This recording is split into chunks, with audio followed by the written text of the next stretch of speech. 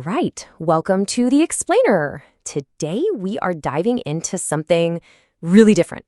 We're going to look at an analysis that uses ideas from, get this, physics to understand literature and even our own behavior. It's a wild lens to view the world through, so let's just jump right in. Okay, let's kick things off with this one single idea from the source material. They perceive the world as things. Seriously, this sentence is the key. It's going to unlock everything we're about to talk about because it defines a worldview that, according to this analysis, has some pretty profound and chaotic consequences. So who are they? Well, according to the source, our main case study here is the Forsyth clan from those classic Victorian novels.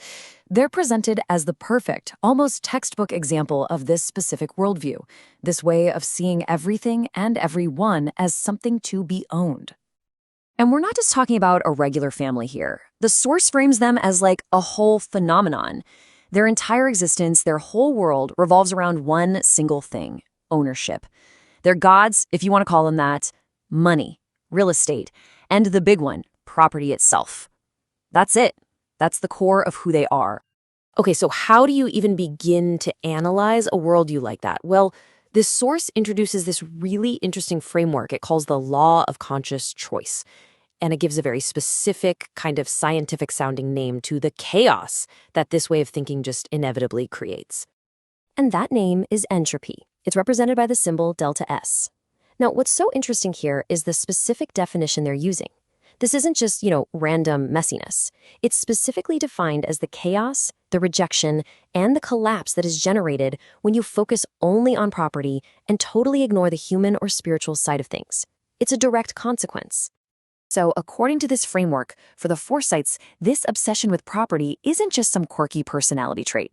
Nope, it's an active force. It's what's creating the chaos, the delta S, in their own lives. Their focus on things is literally the engine of their own destruction. All right, so let's bring this down from the theoretical to the personal. How does this whole entropy idea play out in a real relationship?